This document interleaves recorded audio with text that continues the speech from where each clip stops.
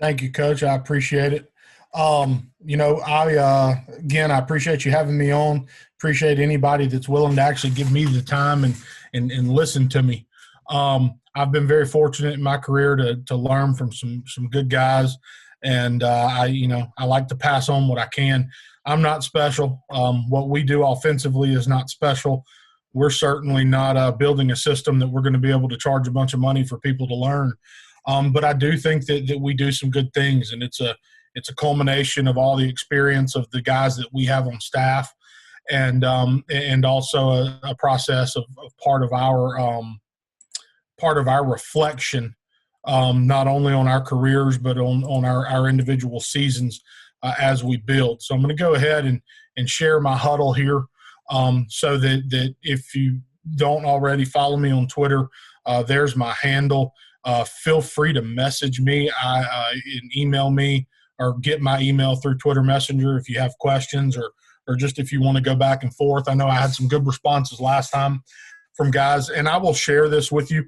Obviously, Coach makes it available, but also I will give this to you. I can send it to you via Huddle, and I'm willing, as much as my wife allows, to go back and kind of converse with you. So I want to focus today on motion with a purpose, and kind of look at the positives of motion, the negatives of motion, but how we try to structure and use motion in what we do. We have been predominantly in the past 3 years an 11P football team, and each year, depending upon what the rest of our personnel looks like, there's times where we spend more time in 10P, and there's years where we have the tight end and a fullback, and so we'll get into some 21P stuff. And then times where we have two tight ends, and we find ways to put two bigger bodies on the field to block. And so through it all, we maintain that we are a spread football team, even when we're packing bodies in tight, because we do, all of our spread elements transition into our bigger sets and our compressed sets and really everything that we do. We're a team that we want to run the football. We want to have a great quick game. We want to run the football, and we want to be able to take shots to keep the defense honest and hopefully create some explosives.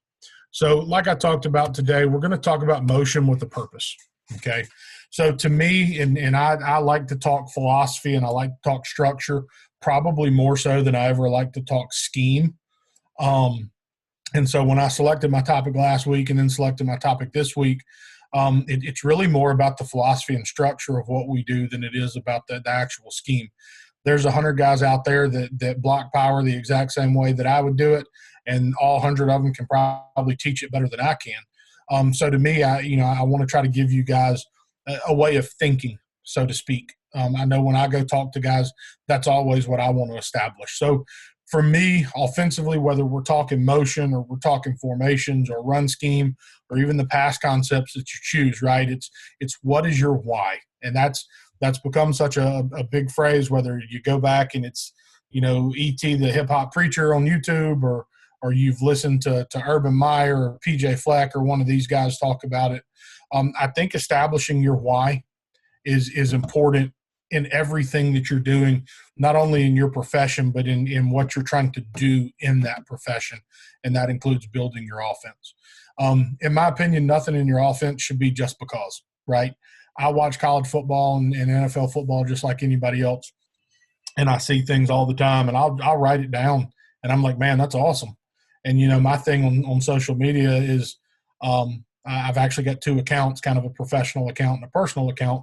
I don't know why, but it's just what I do. But anytime that I see some cool scheme, that some variation of something or a new wrinkle on Twitter and somebody's got a video, I will direct message one account to the other just so I can save it. That doesn't mean I need to add it. And I know that's become kind of one of the discussions with all of these online clinics since COVID-19 has started, is you got all these guys going out and learning a lot of great ball from a lot of great coaches. What you choose to do in your offense has to fit your offense.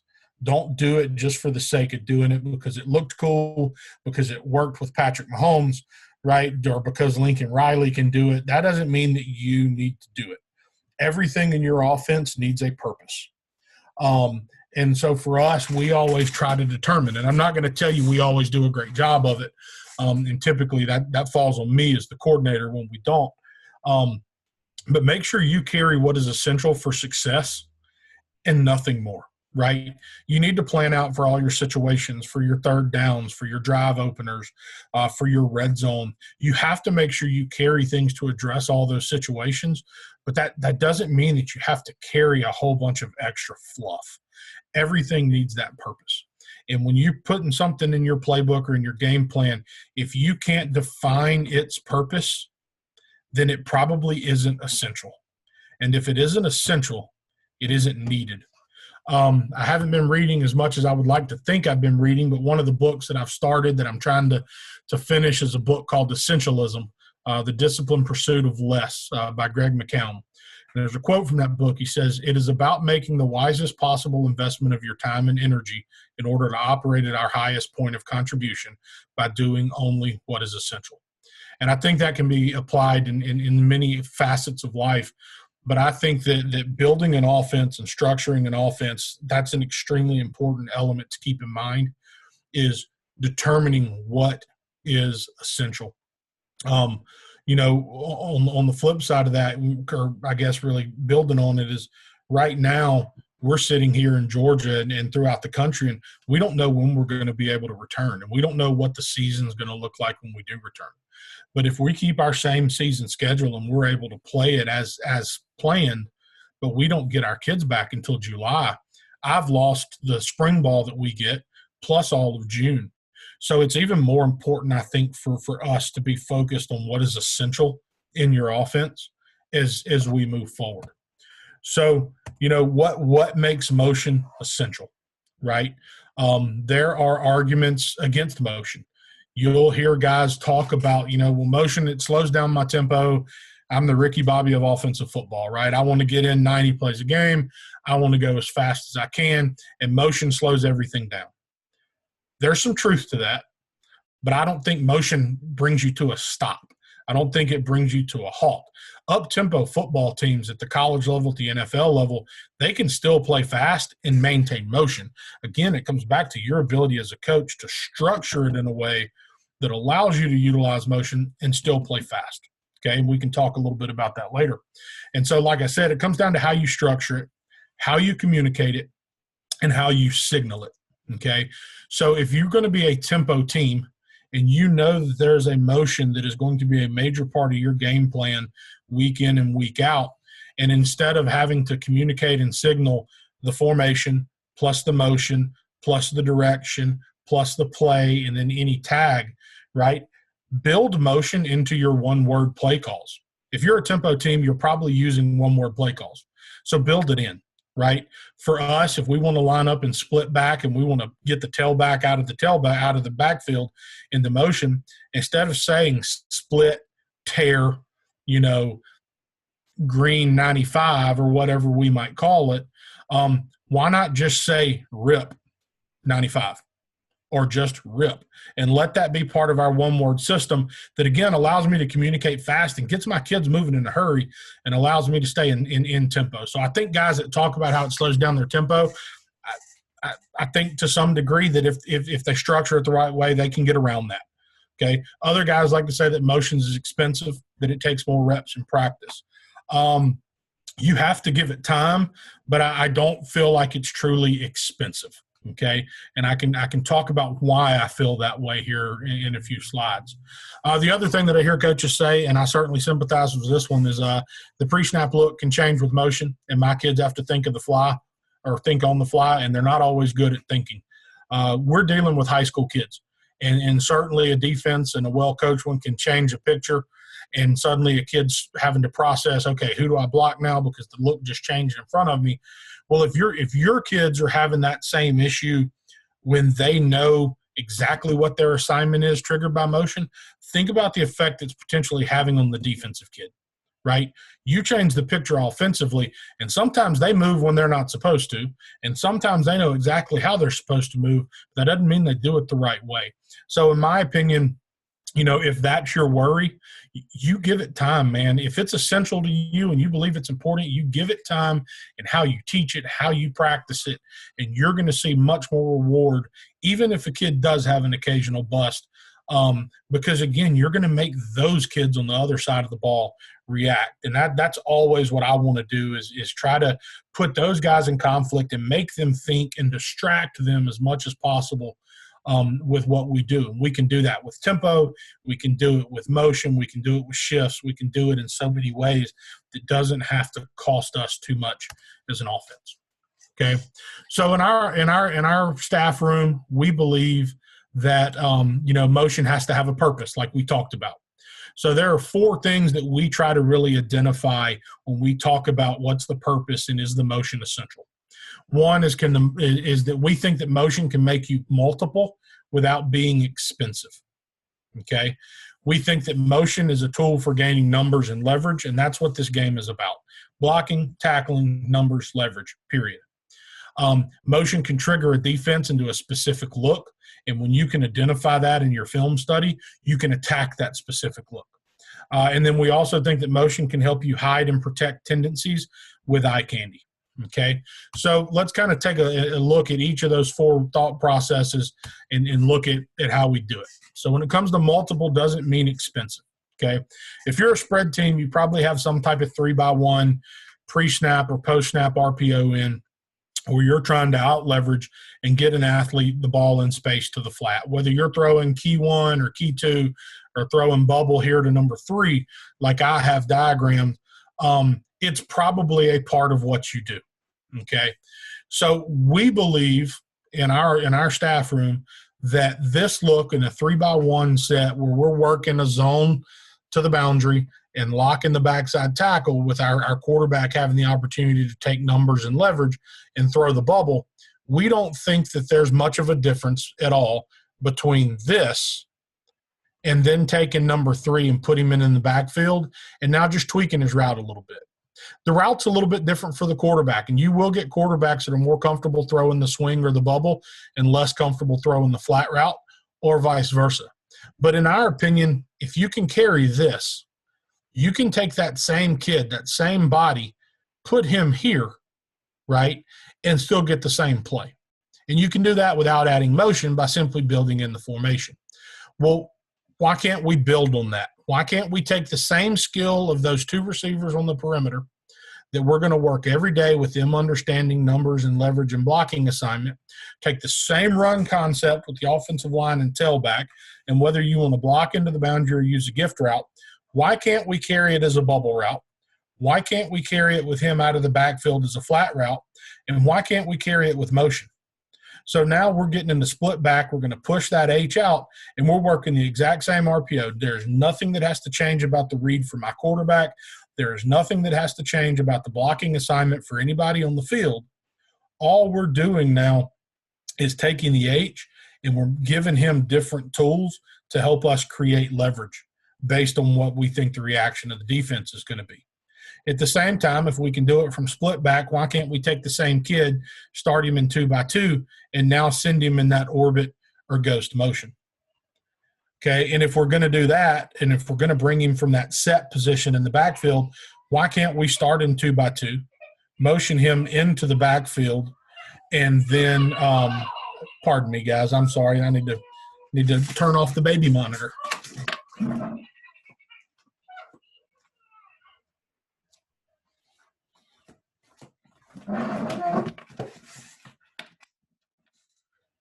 Coach, that's probably a first for you. You get a toddler that doesn't want to sleep, and the baby monitor was still on. So all of you just learned something right there, guys. Turn the baby monitor off. You'd be surprised, Coach.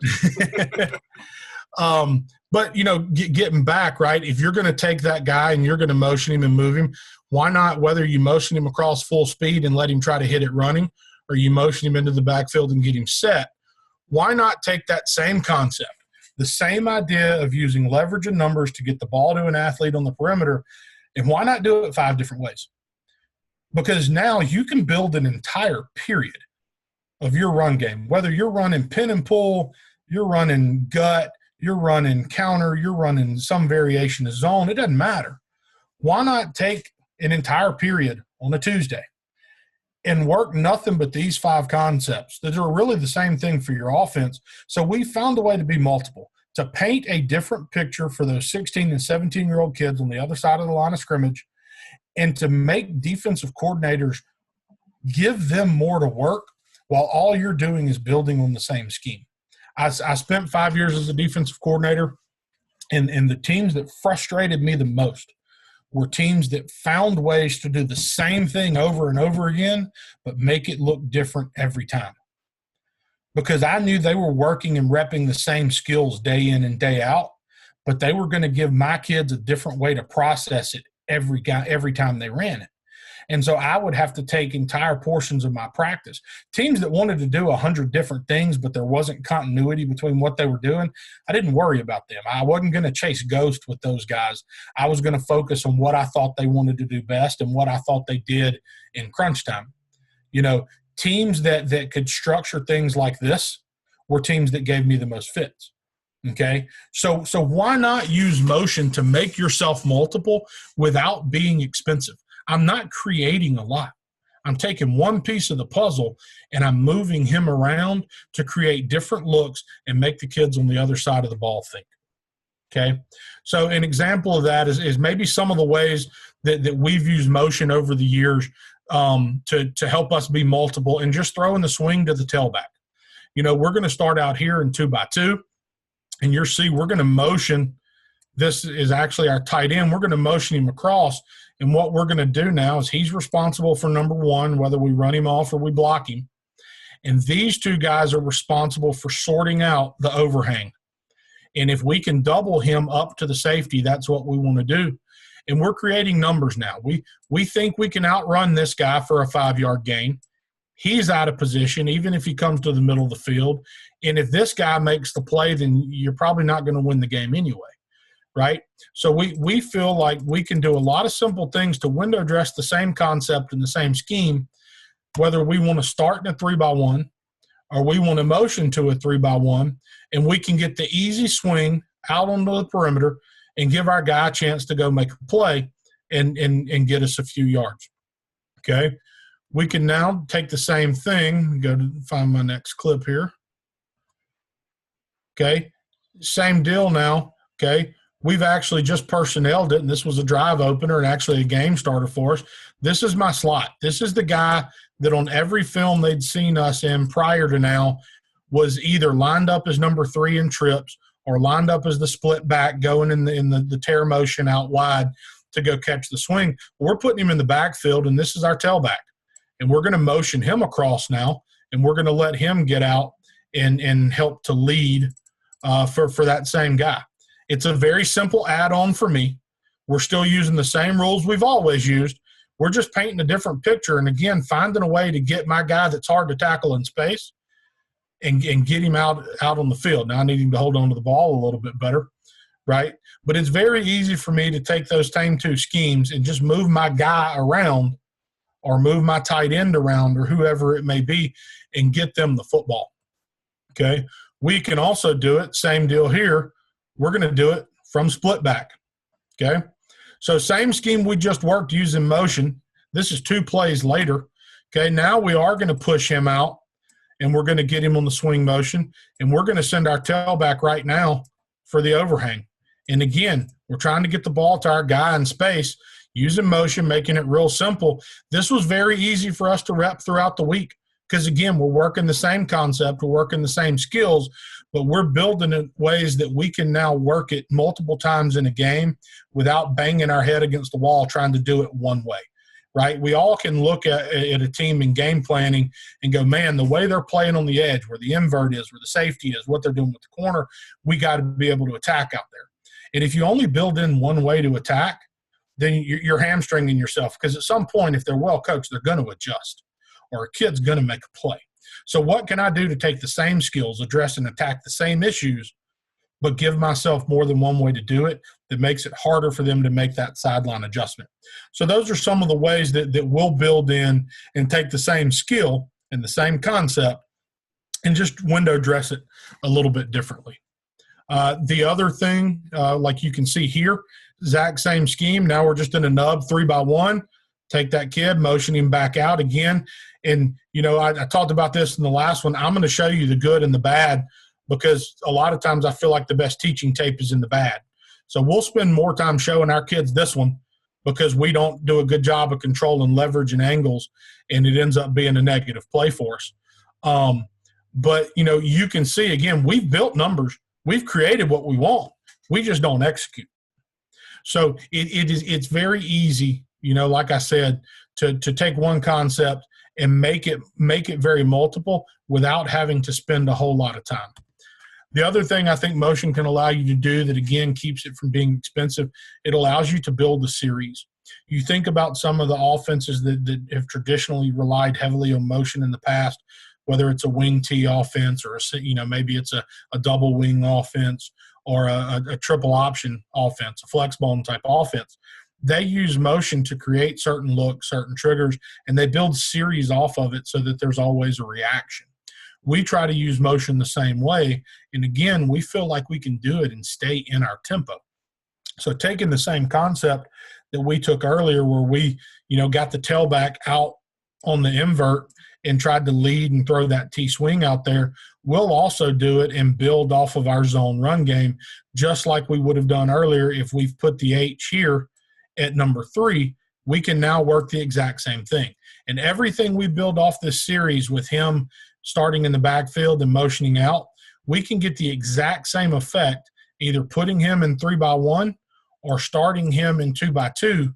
And whether we motion him across or we orbit motion him, everything I build into that series, nothing has to change. And again, I've found the way to stay multiple and be able to build the same plays in with one simple adjustment for my kids.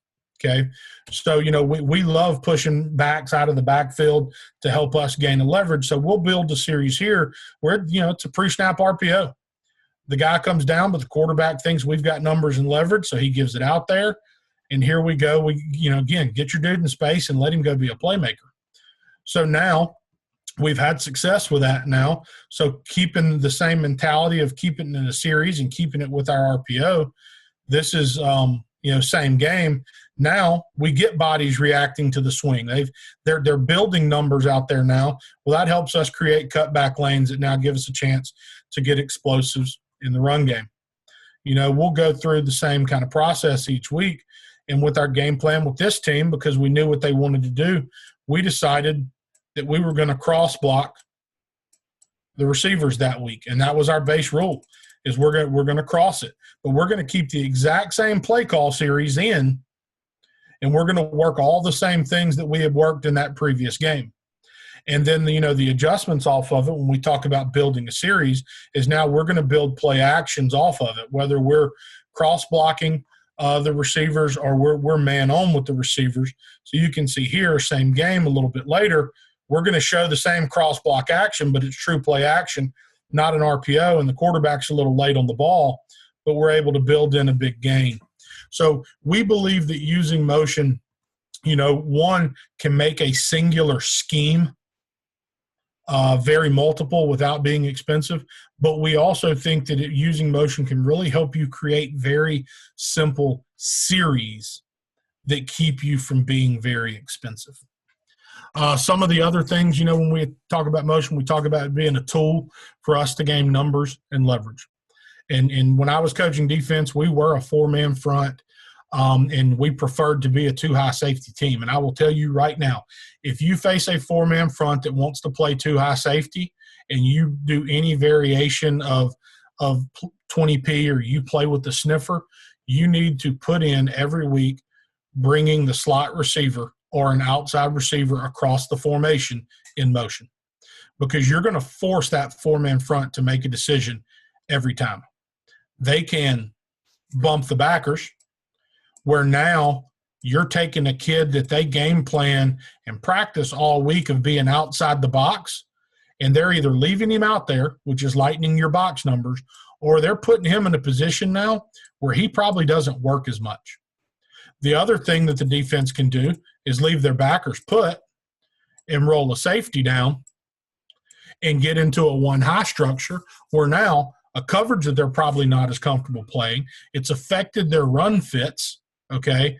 And now, obviously, everybody should have answers built into their scheme of how they want to handle one high. Now, odd fronts have an easier time because those stand-up guys on the perimeter, a little bit easier to adjust with. But you can still find advantage just by simply motioning that guy across. So we go in each week, even if we don't know exactly how they're going to respond, our goal is to go in and find out. Because if they want to bump this guy, and that's how they're going to end up, we're going to run ISO or counter back away from the motion.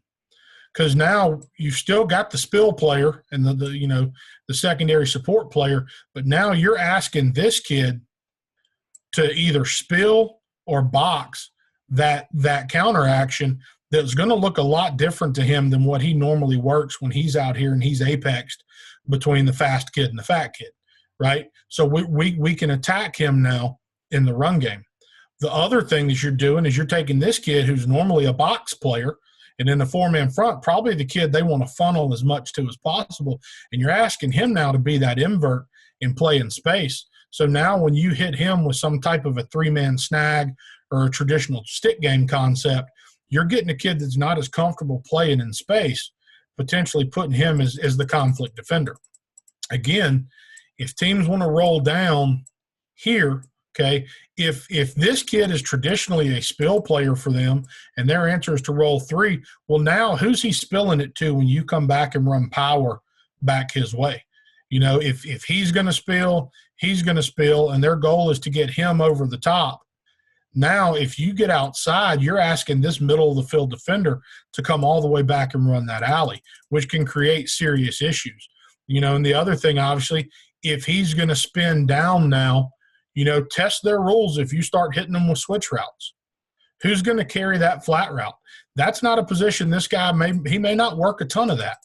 Okay, so we think that finding out early against two high teams, particularly even front teams, how they're going to handle that, we think can be a great tool to give you an opportunity to gain a hat. So you'll see here, four-man front team.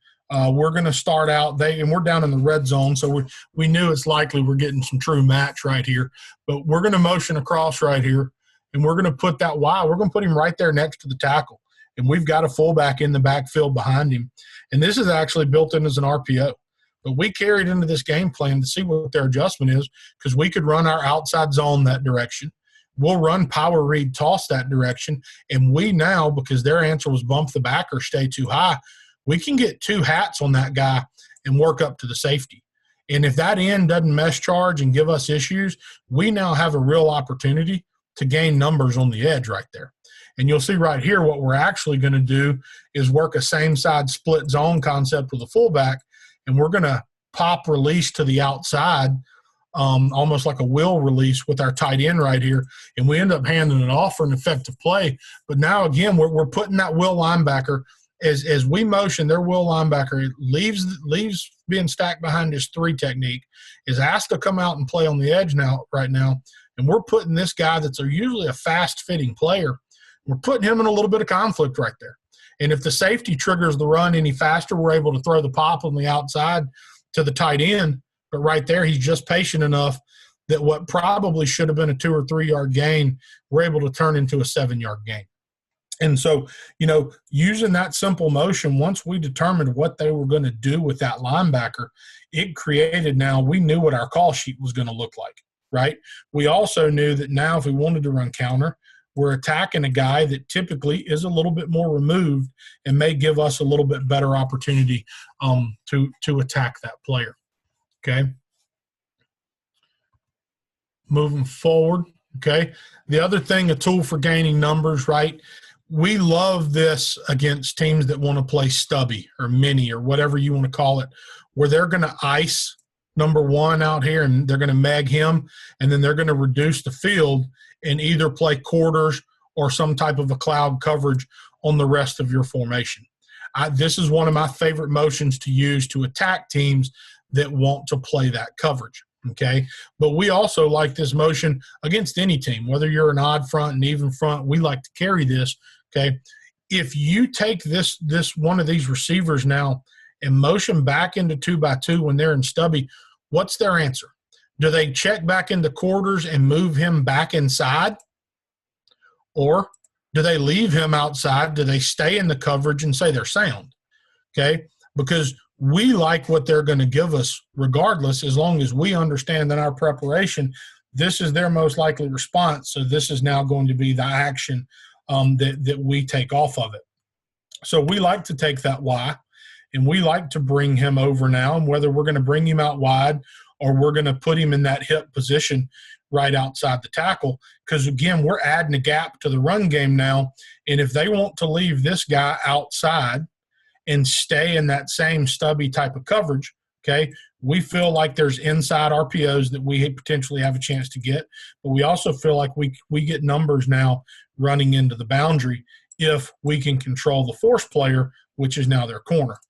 If they want to take this guy and bring him back inside, okay, then we need to be able to keep our standard bubble RPO, our key twos, okay, and use his leverage against him when he adjusts, okay? So we think there's easy ways to build in answers. Let's see what. All right, so right here you'll see, and this isn't against a stubby team, but you'll see right here we start out in a 2-by-2 set, okay? We're going to motion our Y across. We knew with this team that if we end up in a 3-by-1 formation, there's two things that they can do, okay? They can roll down to cover 3, and when we motion him across, we still have hats. We still have numbers, okay? We also knew that if we bring him across, they can stay too high and bump the backer. And they can take this A-gap, B-gap linebacker that likes playing in a phone booth and now we can force him to go play out here in all this green grass. If we line up in trips, we were much more likely to get this guy down, him over, him back, and then maintain a quarters presence. But we felt like if we started in 2-by-2 and motion to trips, we weren't going to get this guy back into the quarters, okay? And if he was going to stay down, or if he was only going to take back a couple yards and not go really maintain that depth, we felt like we had things that we could attack backside. But if, like I said, regardless of how they want to treat it front side, we felt like we could get numbers. So you'll see what we do here is we're going to motion him across now, and we're going to get into our power read game. Okay, so now we've got numbers. If they spin the safety, we still have hat for hat. We can get to everybody, and we're basically going to pull for the mic now, okay? And if they don't spin the safety, well, now we really have hats on everybody, okay? We're able to control everybody. We get the look that we want. They've got a pressure on the backside, so it makes it even easier. We end up pulling to nobody, and we got a guard running downfield like a lost dog, okay? But we get the look that we want just by being simple instead of lining up in the 3-by-1, because, again, it's a tendency for us too that when we put the tight end there pre-snap or back away, teams are very conscious of power read. So we're able to protect that tendency, which is something I'll talk about later, by moving him there instead of spotting him there from the whole time. So we're able to create numbers, okay? We did it multiple times in that game. We got like 87 angles of this, I think. But we did it multiple times in that game, so here's another look at it, okay? We move him again. So here you see, okay, they bring the guy down. The safety does trigger back, but we're able to get the same look on power read, and we still have numbers to get ourselves to the perimeter. We also recognize that as they started doing this later in the game, we now open up that post window that we like to attack in our play action game. We also open up the seam window front side that we sometimes like to attack. So very simple way for us to use motion to get looks and help us gain numbers on the perimeter in what was our base run game in 2018. The other thing we like to do, and we'll do it from our compressed sets and from wide, is we like to trade the tight end and then follow it with jet motion. Because now, again, you're really forcing teams to decide how are they going to maintain leverage and hats, because defensively that's going to be a priority, obviously, for everything they do. So if their answer is to bump a backer to the trade and we add the motion, we still maintain hats because now potentially we can add the tailback to the mix as a blocker as well. If their answer is to rotate guys, okay, and bring him in, we can come back with counter, whether it's with the quarterback or the tailback, the opposite direction. And if we can account for this overhang, there's nobody for him to spill to other than this middle of the field player that we feel like we can also control with our play action game off of it. So we stack motions like that sometimes to, again, all about us creating numbers into the boundary. And I know this is a clip that I showed last week when we talked compressed, but like I said, we'll do it from wide sets, we'll do it from compressed sets, and we just build it in with a one word. And now we're able to get hats, get ourselves on the perimeter. And against an odd front, we love it because it allows us to easily get a defender in position to account for an overhang. And, we do that, like I said, from wide sets and from compressed sets, okay? See from the boundary, he's set, boom, here comes the jet. Make it an easy read, go get hats into the boundary. We love getting numbers to the boundary. Defenses have struggled with formation to the boundary for a while. We love to do it, okay? We'll also use motion to create unbalanced sets, which is obviously nothing new. It's nothing crazy. Everybody in the country does it. But we do believe that it's a great way for you to create numbers to the field now. And you can see right here, my fullback, again, like a lost dog in a rainstorm, doesn't even touch anybody. But with the action and everything happening fast and using the unbalanced set, it's very easy for us now to build in a very inexpensive play. Because when you're running this type of jet sweep, it doesn't matter what your offensive line does. We zoned them away from the play, knowing we could outrun a defensive end. And it's very inexpensive. If you use any type of jet motion, it's a great carry week to week. It's not going to take a lot of practice time, but again, can allow you to build a play call chain off of it and build the series. So we're big believers in using motions to gain hats. Here's another one from a compressed set. It's just another way for us to, again, gain hats at the point of attack against a loaded box and get ourselves on the edge on a 1st and 10 and gain 11, 12 yards, I believe. Here's a look at us now. One of the things that we like to do against an odd stack team. So we've grounded our tight end down here into the boundary, okay? And they've got their odd stack. They're playing this one high, and these rovers and these dogs are there to fit anything outside in D gap. So we're just going to take a receiver, and we're going to very easily motion him over now. So now we've given ourselves, again, numbers into the boundary to handle everything because we can now get him to the overhang. We can combo here to the stack, combo, front side guard and center to the mic, backside guard and tackle can handle the backside stack. We can account for the box now. And if we can block the corner, let's ask this free safety to be the fitter because unless he's just one hell of a football player, we feel like now we give ourselves a chance for a 4-5 yard gain. And on first down, if I can get that, man, that's exactly what I want. Again, this motion allowed us to build a very simple play call chain off of it. We would work Y stick and try to leverage off the outside backer. We worked flood concept. We also worked naked, where now, again, I'm taking my slot and getting him back across, and I'm creating the drag here off of the exact same look.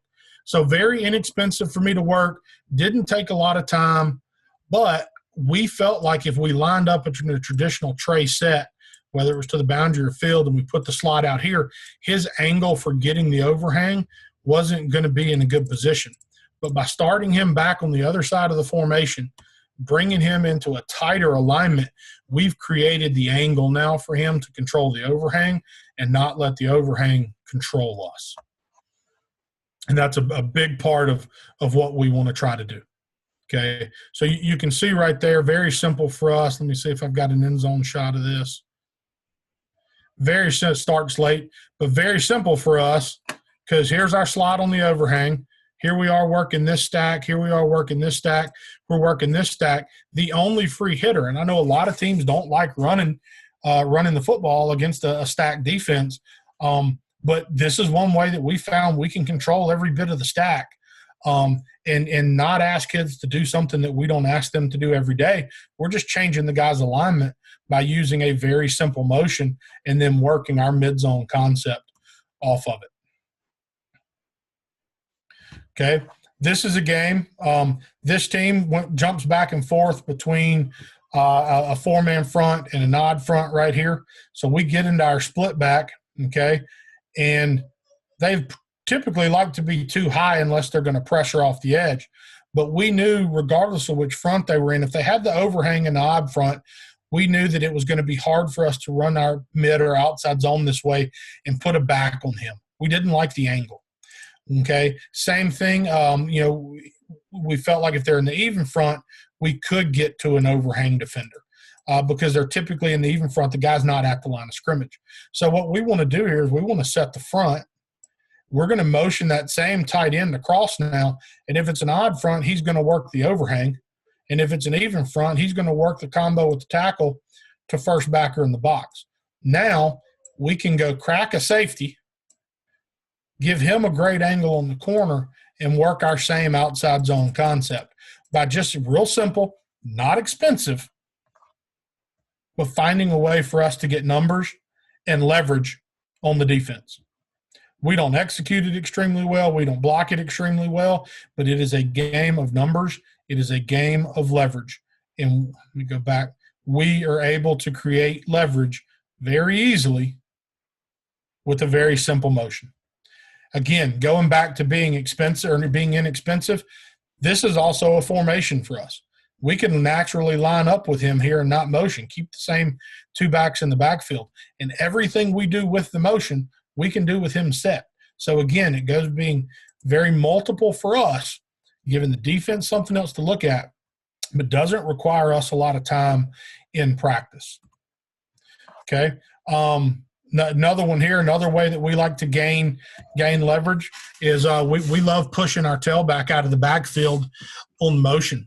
We'll do it to throw the swing, and we'll also do it in our quick game and our drop back game as well. So this team, you give them four guys to a side, okay? They love the pressure because, again, we're a power read and a zone read team in 2018. So they're going to account for the quarterback here with a pressure off the edge, and they're basically going to try to play quarters or mini on the outside behind it. So when we flood that area of the field now with the motion and he's coming in pressure, we now put the flat defender in a bind where he has to react in a hurry. And as soon as we do that, we're very easily able to open up underneath space, give the quarterback a very simple throw. He leaves the receiver out to dry. But we're 2nd and 8 here now in the red zone. Make them react, put a defender in conflict, and our receiver does a nice job of catching the football and trying to pierce the defense. And now we're 1st and 10 inside the 15-yard line. Okay, if that flat defender hangs anymore, we've got an easy throw out into the flat that we can get off before pressure gets there. Okay, same kind of mentality. All right, out of a 2-by-2. If you like to play too high, I like to get in 3-by-1 and motion the tailback till the quads look. If you like to play one high, I like to be in 2-by-2 and motion the tailback out into a 3-by-2 look, essentially. Because when I push this back here, okay, you're going to force somebody to have to be aggressive. And if not, you should be throwing the swing all day long.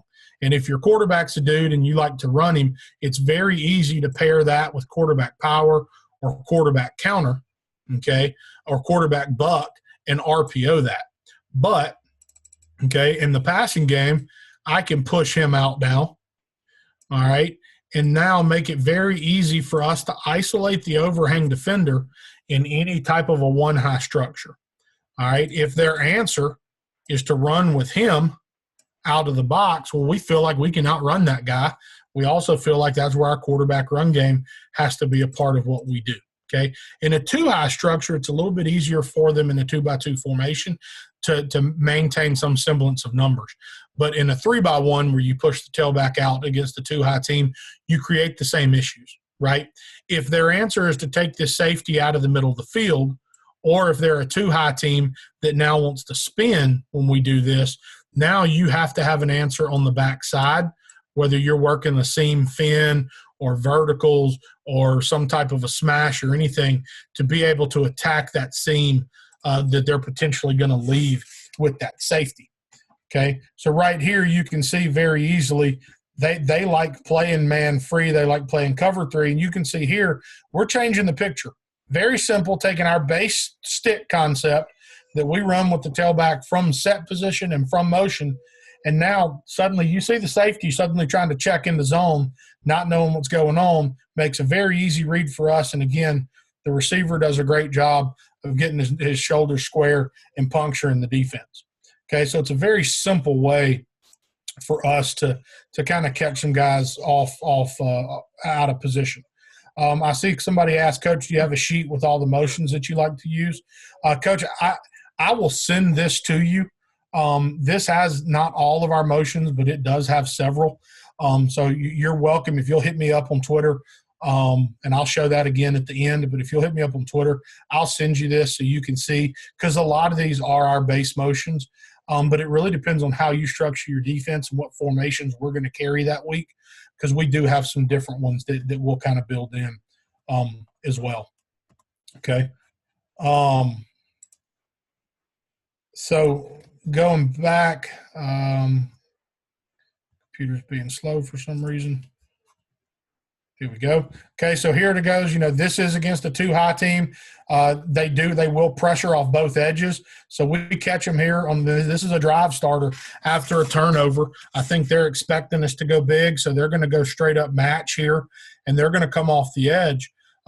So we had a plan for this. It was actually part of our third down package when we knew they like to go double edge. Right here is we're going to push our back out, and we're going to leave him in protection. So we're going to fan to the field. We're going to man into the boundary with him in the check release for anybody off the edge right now. And we knew that if we get this look, and even if we don't, even if they're playing zone, you're putting this guy in a bind now, right? But if we're getting the match here where he's coming off the edge, what's got to happen now? Who's responsible for a tailback? This kid is, right? Somebody I heard use the collar a couple nights ago said that's a horse collar player, because it's a kid that's going to have the horse collar to catch your athlete out in space. So we're able, again, if it's zone, we're comfortable with the scheme. But right here, we get it man. There they go with the Mike linebacker trying to run, and we get an easy look. He probably could have and should have turned right now and thrown it to the tailback. He realizes what's happening, sees the angle of our slot, and the slot ends up drifting a little bit, and he and the quarterback just happen to be on the same page. And, again, we're able to get a decent gain on first down, just carrying a very simple play that's a base part of our offense that we can use with motion or without. But we feel like the motion forces the defensive hand and puts them in conflict a lot quicker when we do it like that. Okay, same deal now against this team. We knew that there are two potential triggers. Okay, when we motion him out, they're either going to rotate the safety and spin. They'll even line up that way and play some man free, but they also like to kick the corner and cloud him with inside leverage and then rotate over the top when you motion to 3-by-1 as well, which is a coverage that when I was a coordinator, I'm a huge fan of, right? Well, we felt like this traditional stick concept wasn't our best way to attack them that week, okay, because he's in position to come cut this right now, okay? So what we did was we just changed who's on our stick route, and we turned it into a three-man snag concept, because now we felt like it put this guy in a greater bind, because as he kicks inside leverage, we're working behind him now, and he doesn't see us as well. So, again, taking a very base concept for us, knowing the motion's going to trigger a reaction, and right here he doesn't move inside, but they kick to it right now and try to cloud over the top of it, opens up a very easy window for us to hit that snag, which is a big thing that we try to do. And, again, get the receiver to stick his foot in the ground and try to go pierce the defense and hopefully not get tossed around by the safety.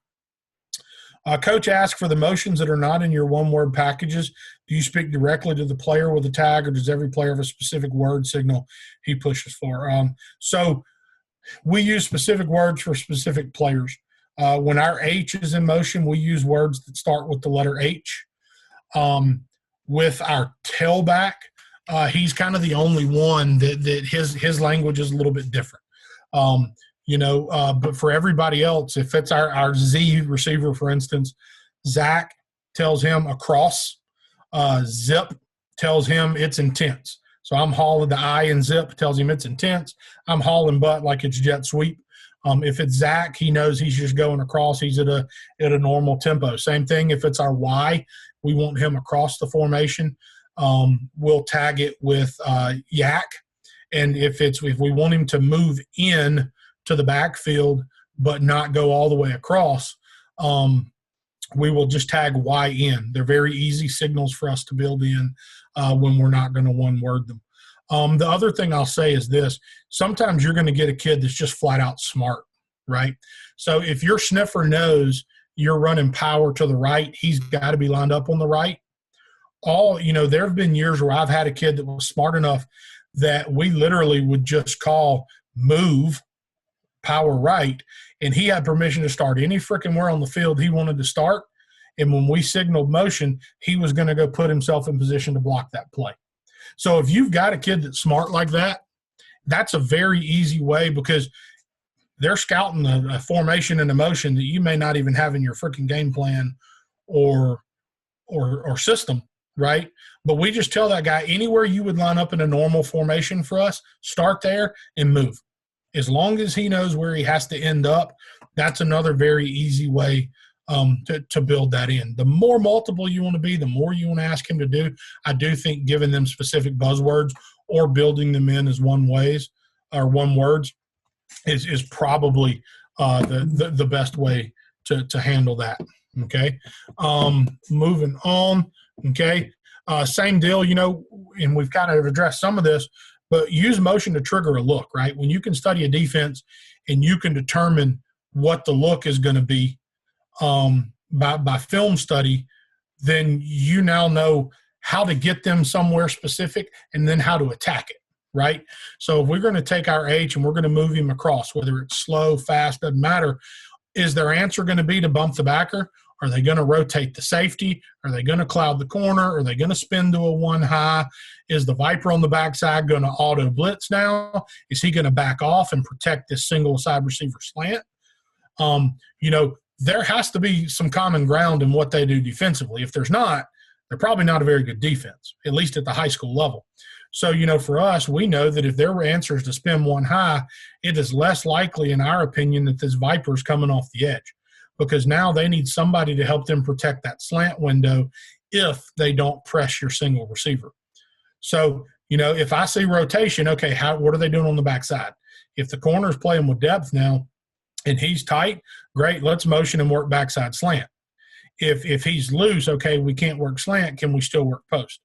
Right? If they're going to stay too high, okay, now I've got numbers for my screen game to the field, but I've also can easily create numbers in my passing game to the field.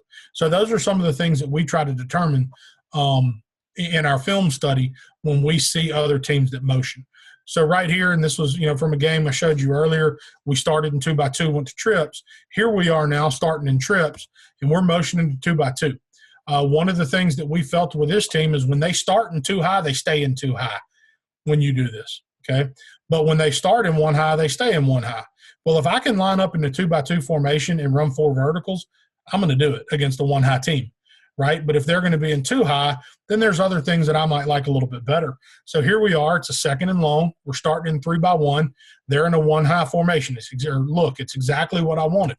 So I'm going to motion my tight end across. The free's got to balance up now, but they stayed exactly like we want in the one high look. We're a heavy power read team. We want power read. He's going to come block the overhang. He's going to, work the power read action here, and we're reading this stand-up end. So I've put this kid in the bind now, okay? And what I'm going to do is I'm just going to arc that tight end right at him, and as soon as he triggers, we're going to pop it and get our head around right now. And it's not power read, but we're just making it look like that with our protection, okay? So we felt like, again, from watching film, starting 3x1, if they're one high, they stay one high. Starting 3x1, if they're too high, we still felt like we could attack it with this particular scheme, okay? But we get the exact look we want, and we're able to pop it into a very easy explosive. And that just comes through our film study on the weekend, man. When you can find something that triggers a specific response from a team, you have to be able to take advantage of it if it fits into what you do. You know, that's, again, I said earlier, everything's got to have a purpose, right? And don't do things just to do them. Don't create for the sake of creating. And that's a reminder I have to give myself every freaking week. But if you can use motion to just make what you do better, that's when it's important. Showed this earlier, split back, motion in the slot across, and gets into position. Well, we knew they like to play zero and bring the house down in the red zone, down especially in the deep red. Fantastic. He just ran with my tight end. Who's their alley player? Who's their secondary support now back to the field? They don't have one, right? We get this guy accounted for and this guy accounted for, we're in the end zone. So we like using motion down in the red zone for that exact reason. So right here, we just run power, make it look like power read, but it's quarterback power or quarterback counter, really.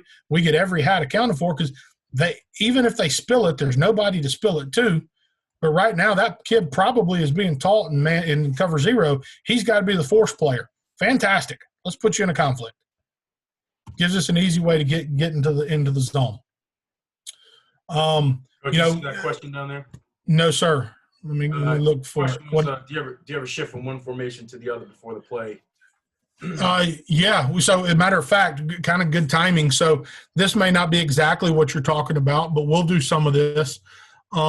So here, right, we nub trips, big part of what we did last year. Odd front, okay, we put the balls in the middle of the field. We're okay with the trips being wide out there. That's how we want it, okay? I'm going to take this tight end now against this odd front, and I'm going to trade him to the trips. And the entire purpose of it was, what are they going to do with the overhang, okay? Because right now, if he comes down to respect the tight end and give them a strong edge, we feel like we've got numbers on the perimeter, whether it's to throw bubble or basically throw a stick right here, okay, and this is an RPO. If they want to take the safety out of the picture and move him here, well, now they've been able to maintain a solid box because they're corner. But, again, that's a corner. And if I can force him to tackle, I want to. What they have done, however, is take a cutback player out of the box if they expand that safety. So that's part of our, that's one of the simple shifts that we'll use. We don't do a ton of like line up in a compressed bunch and jump out into a wider formation. We could, we've toyed with it, but we haven't. We felt like, again, it's not that it's that expensive, but we felt like there's other ways for us to feel certain about what we're going to get, because we do want to give our kids as much certainty as we can. So here, like I said, you'll see we trade the tight end. We're just RPOing it now. It's real easy. The quarterback knows we got him outnumbered. There it is, and I'd like to see that kid knife and get forward and get the first down instead of being stopped a yard short. But that's a great way for us to start a possession. Even if you're a tempo team, go back and watch Scott Frost when he was at UCF. They started drives with motions and shifts. Once they got going in their tempo, they didn't do a ton of it. If they, on first down, get an incomplete pass and they're going to slow things down to make sure they get what they want and stay out of third and long, so they want to be good on second down, they might motion again. But a lot of times they would motion on first down, trade on first down, and then once the tempo got rolling, they may back out of it a little bit. That's another good way to handle it. So, I like motioning on drive starters. I like motioning early in the game. So this is possession and 10. Give them a real simple RPO. Boom, there we go. 9 yards on the first play of the drive. Statistically, gives us a chance to go be successful now, and we're more likely to finish that drive with points. And, Coach, I know I'm probably running a little bit long here, so I'm trying to move fast. But so another way, right, we talk about pushing our tailback out. Here's another even front 4-3 team, okay? They like to come off the edge, play some zero, but they play a ton of quarters. So if we're going to push the back out now, okay, and they come off the edge, they've got us outnumbered, but we feel like we can give our quarterback hot routes and things that get it out of his hand in a hurry. And some of that, to me, depends on how does your quarterback handle those fast tempo throws, okay? But the other, if they're going to play zone, again, we feel like we're putting them in a bind for now who's being asked to be their flat player. And very easy, if you're familiar with Dan Gonzalez and the way that he teaches his passing game and the way a lot of guys do, we just made it a ram read for our quarterback.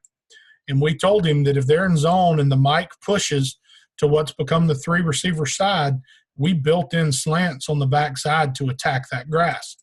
And if the Mike doesn't push, or if it's man and you feel like the Mike's man-to-man on somebody now, that we can still attack to the field. So here we go. We push. Right there, they actually pass the blitz off. You can see 24 is about to blitz. He passes it off to 36, who replaces.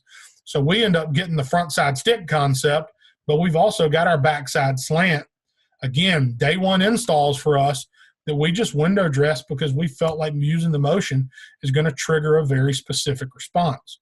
Same game, same call, working it the other direction now. So here we go. There's the motion. There's the Mike pushing. He comes back, works weak. If we break that tackle, get a chance for a real big play, but that's a 2nd and 10 backed up, gets us a first down, and hopefully gives us a chance to get the drive going.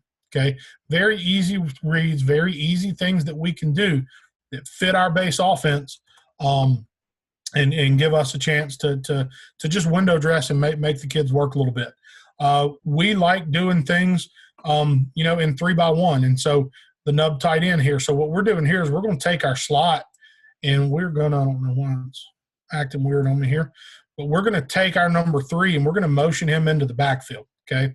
We felt like, based on some things we'd seen on film, that, they like to bring this apex defender out and put him between number 2 and number 3 to help protect against the bubble.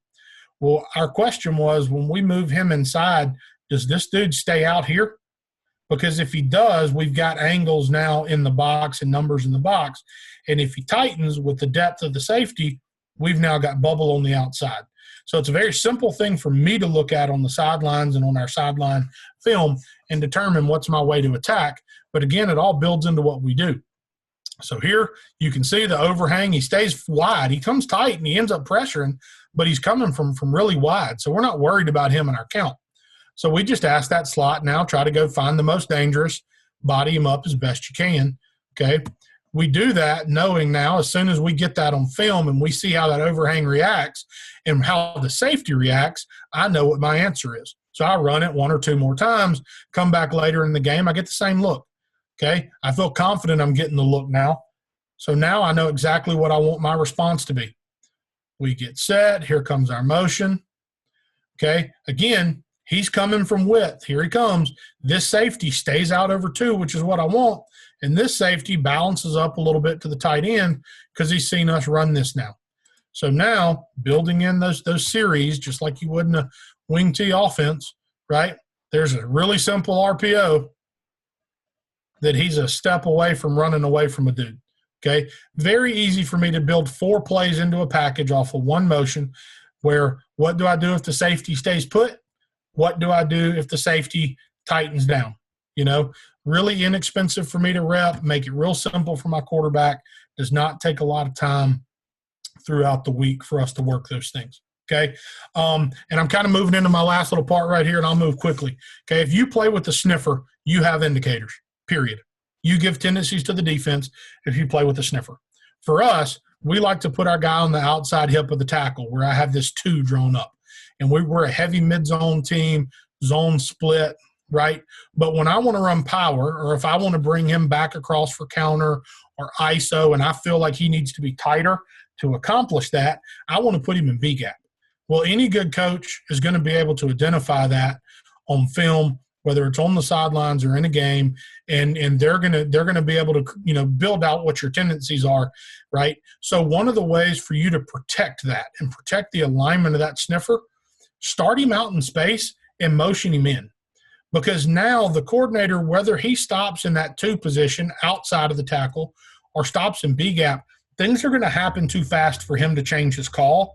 And they're going to happen too fast for most 16 and 17-year-old kids to take that picture, process it, and communicate it to their teammates. And so that's an easy way for you to protect some of your tendencies in the run game. So right here, we wanted to ISO. We felt the best way to do it was to start in space against this stack team, move him across, plant him in B-gap, and now same side ISO, okay? So it was very easy for us to protect it. We could line him up there just by formation call. We could use the motion just by formation call, but it gives us a very easy way for us, and really all we're doing is running our zone, and we're putting a body this kid, the defensive end was a Division I kid, so we didn't want to put our fullback on him. We wanted to put our tackle on him. So now let's go put the fullback here, still work our zone this way. Okay, it gives us a safe way to protect our tight end from a personnel standpoint and a Jimmy and Joe standpoint, but still use our primary run scheme.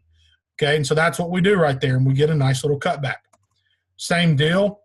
If I want to run power, I want that kid in B gap.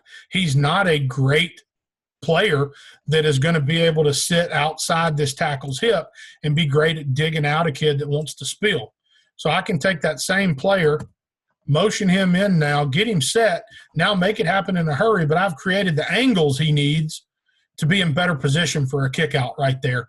And now we're able to get the power scheme that we want. And again, I can put him there to start. I can motion him there from 2x2, motion him there from trips. He's just got to understand where he ends up, and now we get a chance to execute, and that's a very average blocking that gets us 8 yards on first down. And then this is the last thing, but I know I talked about it last week when I talked about our compressed stuff too, is we use motion to protect our base schemes and distract eyes, man. Motion is like a car wreck, right? When you're driving down the road and you see a car wreck and you're not supposed to stop and look, but everybody looks. Some people just turn their eyes and they look for a second and then they put their eyes back on the road. But traffic slows down for a reason, and it's not just because they cut a lane down. Everybody wants to crane neck, and stare it down. Motion's the same way, man. This Sam linebacker in this odd front, he's probably not supposed to be concerned with that motion. It's probably going to be handled by one of these dudes. I guarantee you he's going to look at that motion. And if you do enough to make him feel like he's getting threatened out there, it's going to hesitate and delay him for just enough that he's going to have a hard time coming off that edge and making that play from the backside. And as soon as he does, now let's go reach him and let's get outside of him. So it's very easy for us to distract those defenders and protect some of our base schemes because we're a big split zone team, whether we're bringing our fullback across or we're asking him to stay same side. This was a great way for us to protect it. I mean, you can see the motion right here, okay, and, it affects two guys. Arguably really four if you count the corner and the safety. This motion, it gets him to hesitate and not squeeze. It gets him to hesitate, and his eyes are on motion too because they know we'll hand it to him. They know we'll play action off of it, and that creates a very easy block for our sniffer and creates a great cutback lane for our tailback now. Boom. For us to, again, 2nd and 2, and we're able to pop an explosive because a little bit of eye candy did just enough to distract the defender. Same exact play now, just we've changed the formation. We've compressed it into the boundary, which is an easy tag for us. Instead of running it into the boundary, we're running it to the field. But exact same thing right now. Okay, and you can see the end again on the outside goes wide. Our tight end's got nobody to block. What number 8 should do here is climb, eyes inside looking for this, and if he's not there, climb and block the safety. And if he does that, okay, then it's probably an easier touchdown than what we end up with. But again, you see the effect that the motion has for us to just run what is a day one install for us. Okay. Different formation now. We've grounded a tight end. It's 3rd and short. Grounded a tight end, put a wing beside him now, okay? Going to bring the exact same motion, but we feel like what we've done now is, one, giving us more hats at the line of scrimmage and giving us even better angles because now we can get these two, the tackle and the tight end, working the down lineman to the backer, get him to dig out that viper. And now we're not worried about the corner. He should not be falling in. The motion's going to do enough to control him, and that's going to give us what we need to hopefully convert. But, again, look at the viper. Almost any odd front team is going to tell you if you get a tight end wing, their job is to pierce the hip of that tight end and get in between them so you can't be blocked down on. Well, when you add the motion, whether his job changes or his reaction changes, you get what you need. And he ends up – the kid was a really good player. And we knew we had to try to control him to attack him. And motion was one of our ways of doing it. And he falls back in and makes the play, and the back probably sees the cut a little bit late. But it's 3rd and 2. We gained 6 yards, first down. Let's stay on the field. And I think this is one that I showed last week as well. You'll watch when we motion here, 1, 2, at least 3 defenders are affected by this motion because, again, we'll do enough of it, and it's a viable threat for us. And that's all we need to protect our base run game. And on 1st and 10 right there, we get 8 yards, and now it's 2nd and long, and it's dealer's choice as a play caller. Same concept here. Look at what it does to the outside linebacker and the safety. Now where's the cutback player? And this kid makes a great individual effort to get a great run. But, again, 1st and 10, I've handled their cutback player now. This is a 4-yard gain if he falls right now on his face, okay? He's strong enough to run through some arm tackles, and it turns into I think a 16, 18-yard play, right? But that's a very easy way for us to protect our base schemes and add that eye candy. So, guys, I didn't tell you anything earth-shattering, but I wanted to just share with you what our thought process was, and I hope you got something out of it. There's my Twitter. Reach out to me. I'll give you my email and DMs if you need it, and I'll help you guys out as much as I can. Coach, really appreciate that again, man. And before we do wrap up, if anybody does have any questions, you could drop it in that chat. I know Coach got to a few of those questions again earlier, which was great. But yeah, definitely agree with the sentiments in the group, man. Just obviously, Coach, another great job. So, and right, that's why, like I said, popular demand, man. I appreciate it, man. Really good stuff, Coach, for real. Thank you. Yeah, if anybody has any questions, man, drop them in there. And like Coach said, I know, he presented a bunch of great stuff and he's willing to share. So, if I were you, definitely take advantage of that. So I'll go back real quick because I know the guy was asking about like shifting from empty back to split back. So I will say this: we have not been a big empty team. If we were an empty team, starting an empty and bringing a back into the backfield is 100% a great motion. Every defense is going to have 1 to 2 empty checks, right? And so if you can identify what that check is in empty, when you motion the back or 2 backs back into the backfield and shift back into a more traditional 1 back or 2 back set, they're a lot of times going to have difficulty transitioning out of that empty check into anything more than a base call. So if you're an empty team, I'm with you, Coach. I think that's a phenomenal way to use motion. The only reason we haven't done it is we've been an empty team. I'll say this, again, just coming back to using motion. One of the best game plans I've ever seen, a lot of you guys are probably familiar with Rush Probst, who was at Hoover for back with 2-a-days and then was at Colquitt County in Georgia and recently hired at Valdosta here in Georgia. Rush in the state championship game in 2000, and I believe it was 16, they were playing a team that it was at the time our biggest rival at the school I was at, and they were 2 loaded football teams.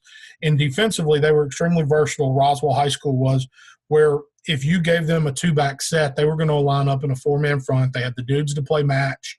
But if you lined up in a 10-piece set, they had a defensive end that plays at, I believe, North Carolina right now that was athletic enough to stand up in space and now go apex. And they would kick between that odd front and that even front all game long. So they worked 1-back run fits against the odd front. They worked 2-back run fits against the even front. Well, what Rush did was he came out in 10P, motioned his tight end to get back into 2-back sets all game long, and now forced them to fit 2-back run game from a front structure that they had not worked, right? And it's such a simple thing for his kids to do and such a great thing for his staff. I know talking to Coach Calhoun, that was Rush's offensive coordinator at the time, and some of the things, how they attack that. Those are great ways, guys. If you can find defenses with tendencies, defenses spend a lot of time breaking down our tendencies to attack us. If they give you tendencies, attack them. And motion is an extremely easy way for you to do that. Absolutely, Coach. Now, I'm glad you you added that in at the end, man. It's really good information. And once again, Coach, if you see the chat, just a lot of positive feedback for sure. So I appreciate it, fellas. absolutely, and thank you to all the coaches, man, who took the time out of their day to check us out, man, and obviously give Coach DeWeese your attention as he gave a presentation to you guys. Do you guys ever muddle huddle? No, we don't. So, to give you just a little bit of background, when I got to Sprayberry, our goal was to be up tempo, mix in, freeze cadence and all that stuff. Look at me. But our defense needed us to get in the huddle and slow things down. And offensively, our kids needed it too. So we went from a no huddle to a huddle team.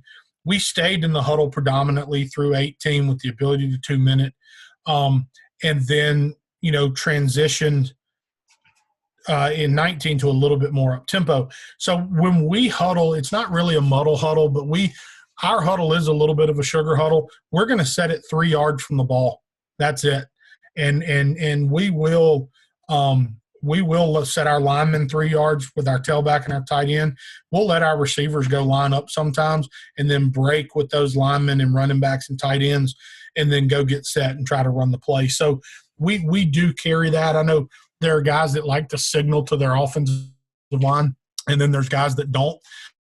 I think that using that sugar huddle or that muddle huddle is a great way. If you rather your quarterback communicate things to your O-line, it's a great way to handle it. So. For sure. No, good question. Anybody else? Any other coaches? Let's see if there's anything in there. I think we're good, Coach. All right, man. Coach, I appreciate you again. Anytime. You're doing a great service to the game here, man, and I definitely appreciate you. Well, it makes it easy when you get, coaches like yourself on here giving, really, really good presentations, Coach, honestly. I appreciate that. Hey, you know the deal, man. Anytime you got any other topics, man, we'll get you back on. So. Let me clear it. Run it by the boss first. That's I was fixing to say. I got to ask the head coach, man, because she controls everything. So no doubt. Well, we appreciate you, Coach, very much so. No doubt. Guys, stay healthy and stay blessed.